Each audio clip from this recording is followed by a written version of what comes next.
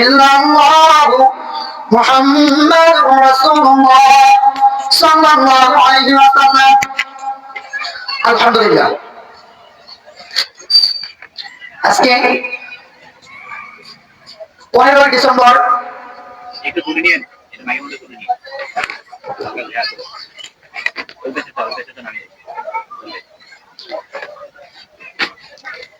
পশ্চিম বেলাবাড়ি খামারটারি আফেশা নুরানি ও হাফিজিয়া মাদ্রাসার উন্নয়ন লক্ষ্যে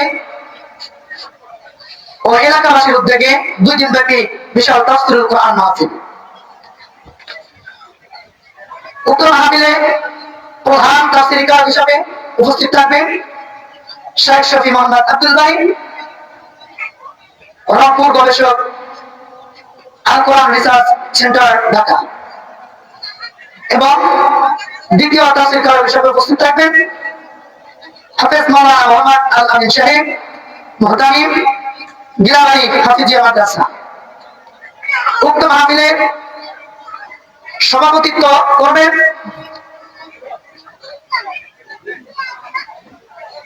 এবং সামনে উপবিষ্ট শ্রোতা মণ্ডলী এবং স্টেজে উপবিষ্ট শ্রদ্ধাভাজন সকলের প্রতি আমার সালাম। আসসালামু আলাইকুম ওয়া রাহমাতুল্লাহি ওয়া বারাকাতুহু।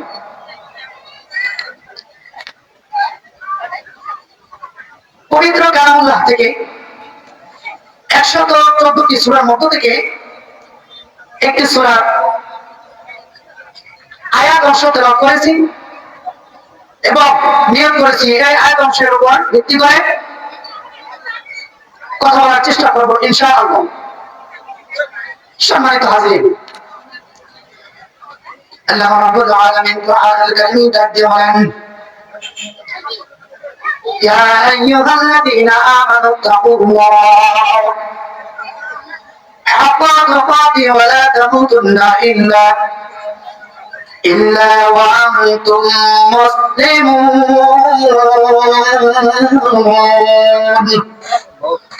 আল্লাহু আকবার। আয়াতের সরল অর্থ হলো, ইয়া আইয়ুহাল্লাযীনা আমানু, হে ঈমানদারগণ, তাকুল্লাহ, তোমরা যারা আল্লাহ তাআলার উপর ঈমান এনেছো। তাকুল্লাহ, এখানে তাকওয়া শব্দের অর্থ ভয়কে বোঝানো হয়েছে। তোমরা যারা, প্রথম অংশ হলো ইয়া আইয়ুহাল্লাযীনা আমানু, অর্থ তোমরা যারা আমি আল্লাহর উপর ঈমান এনেছো।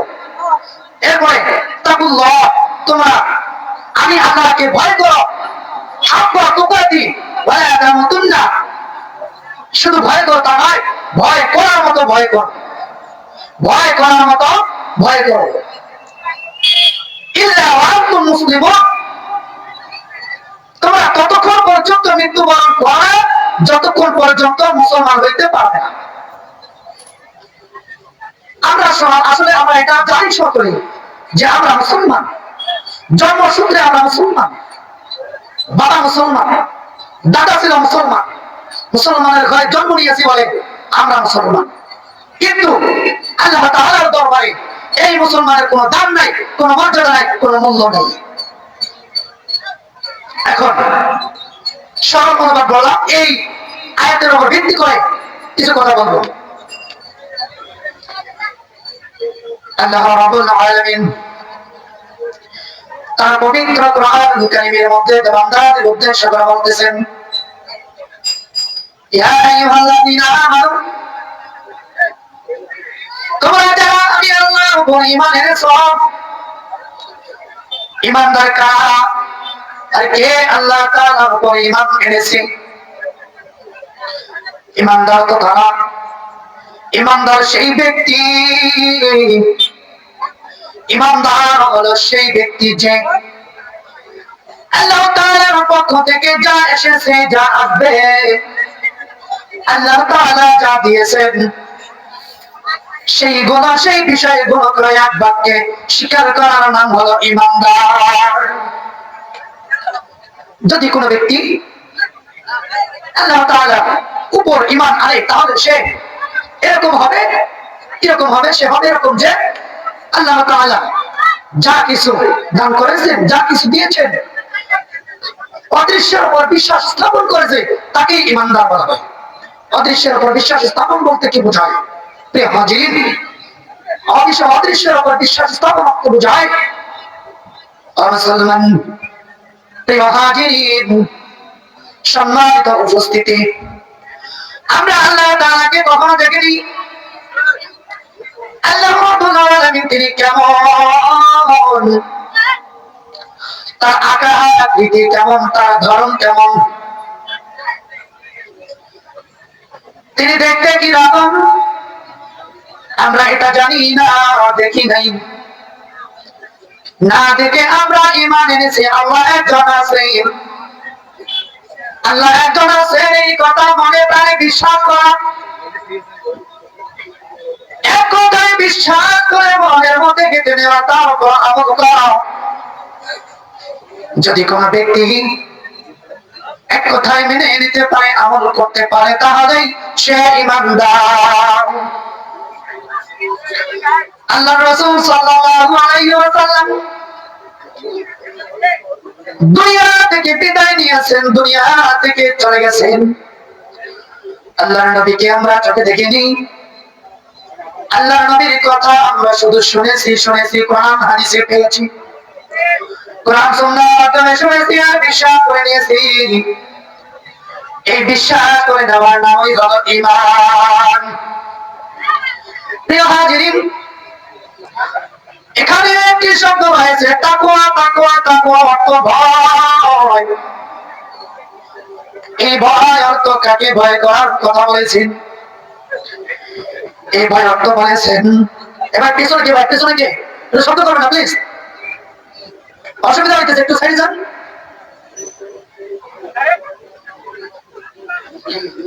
আল্লাহ রাব্বুল আলামিন এখানে একটি শব্দ, একটি বাক্য তাকওয়া শব্দ উচ্চারণ করেছেন, ইত্তাকুল্লাহ। সবাই একটু আওয়াজ দিয়ে বলেন, ভয় করতে হবে কাকে? ভয় করতে হবে এক আল্লাহকে, যিনি ছাড়া কেউ নেই, যিনি ছাড়া আমাদেরকে, আমাদের রব কেউ নেই, তিনি একমাত্র আল্লাহ, তিনাকেই ভয় করতে হবে। এখন বিষয় হলো যে আল্লাহ তো রহমান, আল্লাহ তো রহমান, তিনি দয়ার সাগর, তিনি বান্দাদেরকে দয়া করে বান্দাকে এত কিছু দিচ্ছেন, তাহলে আমরা আল্লাহ তাআলাকে কেন ভয় করব? ভয় করা এই কথার উদ্দেশ্য হলো আল্লাহ তাআলা বলতেছে যে বান্দা তুমি আমি আল্লাহকে ভয় করবা, কিন্তু আমি আল্লাহকে ভয় করার উদ্দেশ্য এই নয় আমি আল্লাহকে তুমি ভালোবাসবা, আর তুমি আমি আল্লাহকে তুমি ভয় করবা, কারণ আমি আল্লাহ তাআলা যেমন রহমান, তিনি আমি আল্লাহ তোমার জন্য যেমন দয়া করে মায়া করে দুনিয়াতে তোমাকে পাঠিয়েছি, দুনিয়াতে আমি তোমাকে প্রেরণ করে দুনিয়াতে আমি তোমাকে সবকিছু দিয়েছি, দয়া করেছি, এই জন্য তুমি আমাকে ভয় করো, যে ঠিক তোমাকে আমি এই দুনিয়া থেকে, তুমি দুনিয়াতে যা কিছু করেছো ভালো কিংবা মন্দ, এর হিসাব আমি দেব, এর হিসাব আমার কাছে দিতে হবে। এই হিসাবের ফলাফল তুমি একটু চিন্তা করে দেখো, তুমি ভালো করেছো, ভালো আমল করেছো নাকি মন্দ আমল করেছো। তুমি আমি আল্লাহকে ভয় করবে বান্দা, এই কারণে আমি আল্লাহ তোমার জন্য জাহান্নামকে সৃষ্টি করেছি, মানুষ তোমার জন্য আমি দোজখ সৃষ্টি করেছি, তুমি আমি আল্লাহ দোজখকে ভয় করো। বলেন সুবহানাল্লাহ। আল্লাহ তাআলা বলতেছে, কি বলতেছে? যে আল্লাহ তাআলা দোজখকে ভয় করতে বলেছেন, আল্লাহ তাআলা আযাবকে ভয় করতে বলেছেন। সম্মানিত হাজিরিন, এই একটি বিষয়ের উপর যদি কথা বলতে যাই অনেক সময়ের প্রয়োজন আছে। এই জাহান্নামের ভাই আল্লাহর রাসূল, আল্লাহর সাহাবী, আল্লাহর সাহাবীরা বলেন, আল্লাহর সাহাবীরা এই জাহান্নামের ভয় থেকে কেঁদেছেন কি কেঁদেন ভাই? তারা কেঁদেছেন।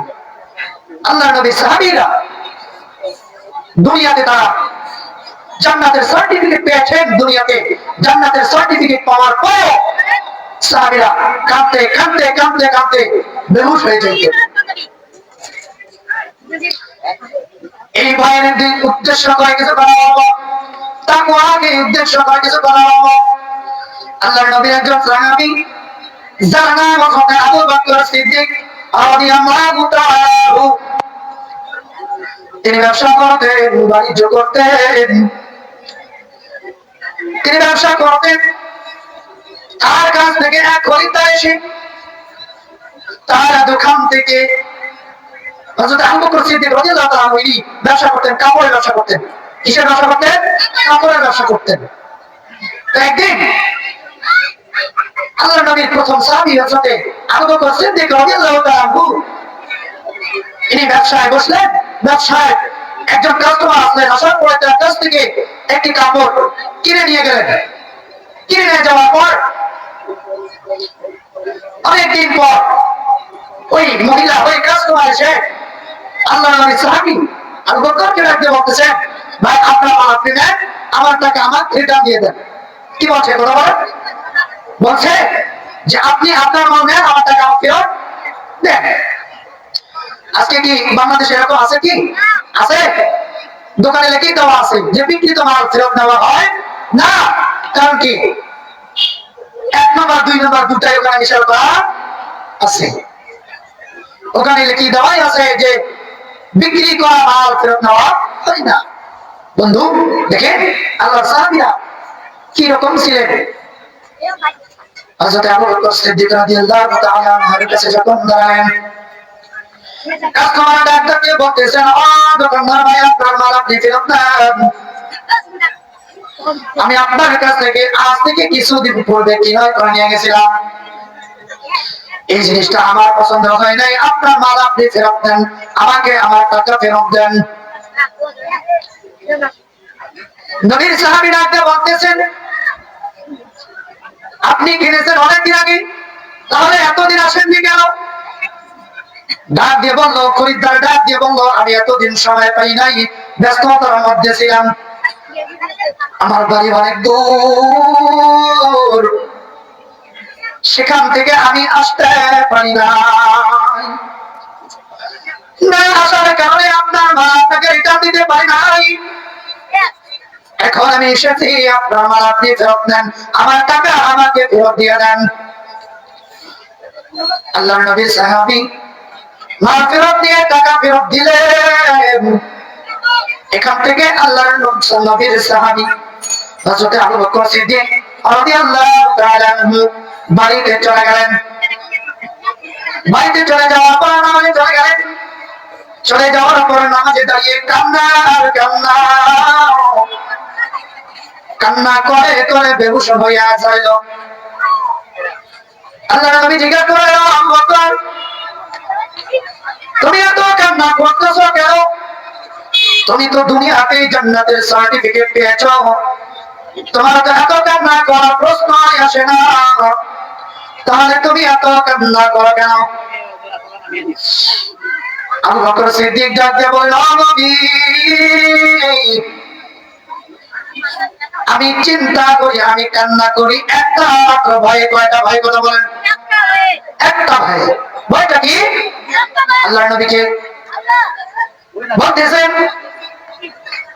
আমার দোকানে এক কাস্টমার এসেছিল, অনেক পূর্বে একটা কাপড় কিনে নিয়ে গেছিল, সেই কাস্টমার আজকে এসে আমার কাছে কাপড় ফেরত দিয়ে টাকা ফেরত নিয়ে গেল। আল্লাহর নবী ডাক দিয়া বলেন, আবু বকর তাতে কি হয়েছে? তাতে কি হয়েছে? কান্নার কি হইল? আল্লাহর নবীর সাহাবী ডাক দিয়া বলেন, নবীজি এখান থেকে আমি একটা শিক্ষা পাইলাম, একটা শিক্ষা পাইলাম। কথা বলেন, কয়টা শিক্ষা পাইলেন? একটা শিক্ষা পেয়েছে। সে শিক্ষাটা কি বলবো? কি আপনারা শুনতেছেন তো নাকি? ইনশাআল্লাহ মনোযোগ দিয়ে শোনেন। আল্লাহর নবীর সাহাবী ডাক দিয়া বলেন, নবীজি এখান থেকে আমি একটা শিক্ষা পাইলাম, আমি কান্না করি, কান্না করি আল্লাহ তাআলার দরবারে, আল্লাহ তাআলা আমার আমলে আমার প্রতি খুশি হইয়া জান্নাতের টিকিট দিয়েছেন। বা কি দিয়েছেন? জান্নাতের টিকিট দিয়েছেন। আমার আল্লাহ যদি আমার আল্লাহর সামনে যদি আমল নামা পেশ করা হয়, আল্লাহ যদি ডাক দিয়ে বলে, আবু বকর তোমার আমল নামা আমার পছন্দ হয় নাই। কথা বলে কি হয় নাই? তোমার আমল নামা আমার পছন্দ হয় নাই। তাহলে কি উপায় হবে আমার? কি অবস্থা হবে আমার? আল্লাহ যদি ডাক দিয়ে বলে, আবু বকর তোমার আমল আমার পছন্দ হয় নাই, তোমার আমল তুমি আও, আর আমার জান্নাতের টিকিট আমাকে ফেরত দিয়ে দাও। ও নবী, আমি চিন্তা করি এরকম অবস্থায় যদি পড়ে যাই তাহলে আমার উপায় কি হবে, আমার অবস্থা কি হবে। আমি এই ভয়ে কান্না করি, এই ভয়ে কান্না করি গো নবী। আল্লাহ তাআলা আবু বকর সিদ্দিক রাদিয়াল্লাহু তাআলা আনহুকে পৃথিবীতে জান্নাতের টিকিট দেওয়ার পরে যদি তিনি এত কান্না করেন, তাহলে একটু চিন্তা করা যাবে আপনার আমার কি করা দরকার। কথা বলেন, কি করা দরকার? আমাদেরকেও ভয় করা দরকার আছে কি নাই? আল্লাহকে অবশ্যই ভয় করতে হবে। এর পরের অংশ যাই। আল্লাহ তাআলা বলেছেন মুসলমান না হয় মৃত্যুবরণ করা। একটি ঘটনা বলবো, দিয়ে কান দিয়ে শুনবেন, অন্তর দিয়ে শুনবেন। আচ্ছা, আপনাদের সামনে একটা প্রশ্ন করতে চাই। একজন মানুষ, সে তো মানুষই, তাই না? সে তো একজন মানুষই। এবং আমাদের গ্রাম অঞ্চলে জমির ক্ষেতের মধ্যে একটা কাঠগুলো দাঁড় করে দেয় কি দেয় না? দেয় কি দেয় না বলেন? অবশ্যই দেয়। সেই কাঠগুলোটা দেয় জমির মাঝখানে, ফসলের জমি কোথায় দেয়? মাঝখানে। পশু পাখিরা ভয় পায়, যেমন হয় যে জমির মালিক ওখানে দাঁড়িয়ে রয়েছে, কথা বলি কিনা? এজন্য যেখানে যে জমিতে কাঠ তুলে দাঁড়িয়ে থাকে ওই জমিতে ওই ফসলের পশু পাখি ভয় কম, ঠিক না? তা আসলে আমি কিন্তু আয়াতের কথা, আয়াতের মাধ্যমে আমি এখন আছি, বুঝতে পারছেন? প্রশ্ন শুনতেছেন তো? ঠিক হাজির। যদি কোন ব্যক্তি মানুষের মতো দেখা যায় কিন্তু সে মানুষ নয়, একজন ডাক্তার দেখা যায় মানুষের মতো কিন্তু সে কি মানুষ নয়। আসলে একটু ঘটনা বলি। ওই দিল্লি শাহী জামিয়া মসজিদের মধ্যে, দিল্লি শাহী জামিয়া মসজিদের মধ্যে জুমার নামাজ পড়ান শাহ ওয়ালিউল্লাহ মুহাদ্দিস দেওয়ানি রাহমাতুল্লাহি আলাইহি। শাহ ওয়ালিউল্লাহ মুহাদ্দিস দেওয়ানি রাহমাতুল্লাহি আলাইহি তিনি জুমার নামাজ পড়ান, জুমার খুতবা পড়ান।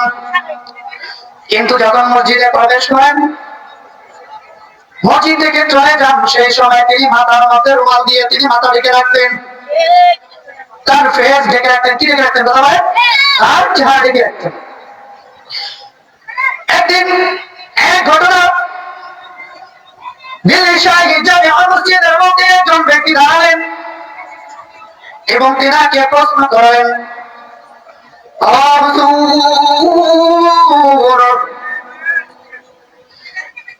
আপনি মসজিদে নামাজ পড়ান, খুতবা দেন, কিন্তু আপনার একটা বিষয় আমার কাছে কেমন কেমন মনে হয়। হুজুর, আপনি কি এর একটু ব্যাখ্যা দেবেন, একটু জবাব দিবেন? আপনি যদি বেয়াদবি মনে না করেন, আপনাকে আমি প্রশ্ন করতে চাই। শাহ ওয়ালিউল্লাহ মুহাদ্দিস দেওয়ানি রাহমাতুল্লাহি আলাইহি ডাক দিয়ে বলেন, ও প্রশ্নকারী ভাই, কি প্রশ্ন? তোমার প্রশ্ন কি বলো? ডাক দিয়ে বলেন, হুজুর, আপনি যে রুমাল দিয়ে ফেস ঢেকে নামাজ পড়েন, খুতবা পড়েন, আপনার এই বিষয় সম্পর্কে আমি কিছু জানতে চাই। বলেন সুবহানাল্লাহ। প্রশ্ন করলেন যে হুজুর, আপনি তো নামাজ পড়ান, কিন্তু আপনি এই যে মুখ ঢেকে নামাজ পড়ান, খুতবা দেন, আপনার এই মুখ ঢাকার বিষয়টা আমার কাছে কেমন কেমন মনে হয়, আপনি যে বিষয়টা একটু আমাকে জানাবেন? শাহ ওয়ালিউল্লাহ মুহাদ্দিস দেওয়ানি রাহমাতুল্লাহি আলাইহি ডাক দিয়ে বললেন, আপনি আগামী জুমায় আপনি উপস্থিত থাকবেন। কি বলছেন কথা বলেন? কি বলছেন? যে আপনি আগামী জুমায় আপনি উপস্থিত থাকবেন, আপনি আগামী জুমায় উপস্থিত থাকবেন, আমি আপনার এই কথার উত্তর দেব ইনশাআল্লাহ। হাজির, কিছু কথা বলতে চাইলে, কিছু করতে চাইলে সেখানে ইনশাআল্লাহ বলতে হয়, কারণ আল্লাহ তাআলা সেখানে কি দেন? বরকত দেন। সেখানে হাজির শাহ ওয়ালিউল্লাহ রাহমাতুল্লাহি আলাইহি পরের শুক্রবার দিন, পরের জুমার দিন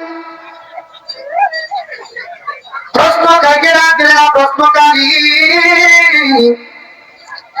আপনি কি উপস্থিত আছেন? আপনি কি হাজির আছেন? আপনি তাড়াতাড়ি সামনে আসেন, আপনি সামনে আসেন, আপনি আপনার প্রশ্নের উত্তর নিয়ে যান। কি নিয়ে যান? কি নিয়ে যান? প্রশ্নের। আপনি কি ঘুমিয়ে গেছেন নাকি? খারাপ লাগতেছে? খারাপ লাগতেছে নাকি? হাজির একটু অল্প একটু শোনেন, বুঝতে পারবেন যে আল্লাহ তাআলা যে বলছেন যে মুসলমান না হয় মৃত্যুবরণ করো না। আমরা যে মুসলমান, দেখতেই আমরা মুসলমান, দেখতেই আমরা মানুষের মতো। আসলে আমরা মানুষের মতো হলেও আল্লাহর কাছে যেরকম মানুষ, যেরকম মুসলমান দরকার, সেরকম মুসলমান আমরা এখন হইতে কি পারি? সেই বিষয়টা একটু বোঝাচ্ছি। তখন প্রশ্নকারী সামনে আসলো, সামনে আসার পর সকলের সামনে দাঁড় করাইয়া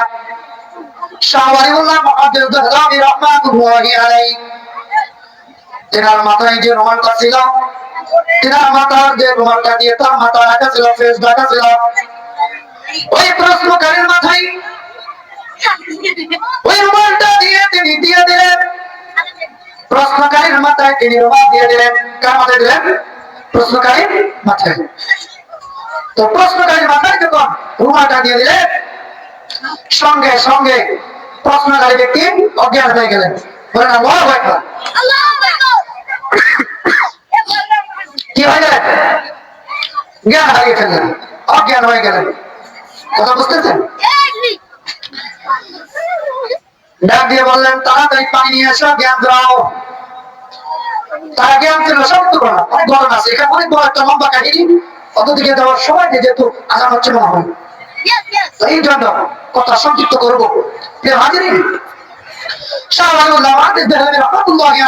যখন তার রুমালটা ওই প্রশ্নকারীর মাথায় দিয়ে দিলেন, তখন ওই প্রশ্নকারী সঙ্গে সঙ্গে জ্ঞান হারিয়ে ফেললেন। এবং সর্বশেষ যখন জ্ঞানে আনা হলো, তাকে প্রশ্ন করা হলো, কি ব্যাপার, তুমি জ্ঞান হারিয়ে ফেললে কেন? কথা বলে কি বলছে? জ্ঞান হারিয়ে ফেললে কেন? প্রশ্নকারী দু চোখ দিয়ে পানি ঝরে,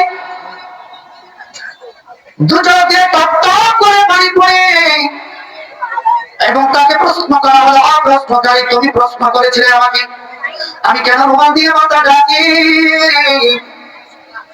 সেই উত্তর দেওয়ার জন্য আমি তোমার মাথায় রুমাল দিয়েছি। তুমি জ্ঞান হারিয়ে ফেলছো। এক মিনিট কথাটা শেষ।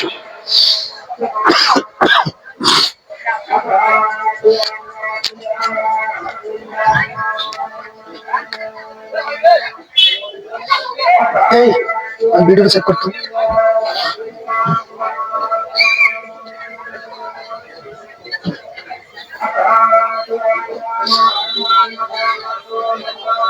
ভিডিওটা চেক কর। আলহামদুলিল্লাহ, আজান হয়ে গেছে। চালু করছে নাকি? পরে আমি যখন ইশারা করবো তখন আগে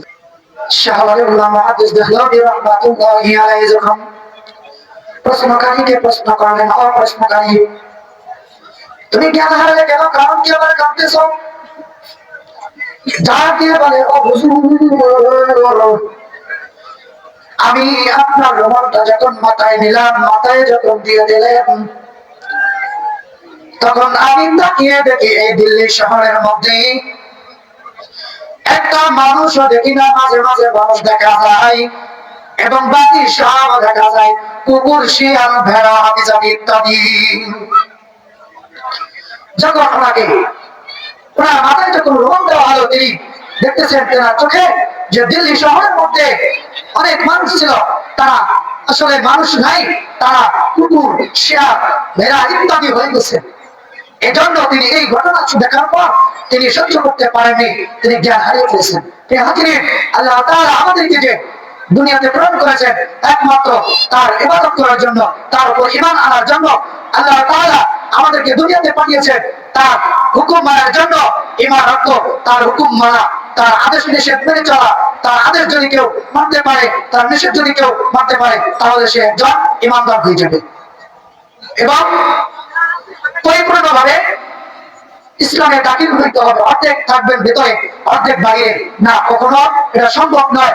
যেমনি করে দুই নৌকায় পা দিয়ে ওপারে যাওয়া যাবে না, তেমনি করে আপনিও অর্ধেক মুসলমানের ভিতরে দাখিল হবে, অর্ধেক বাইরে থাকবেন, এভাবে আপনি পুরো মুসলমান হইতে পারবেন না।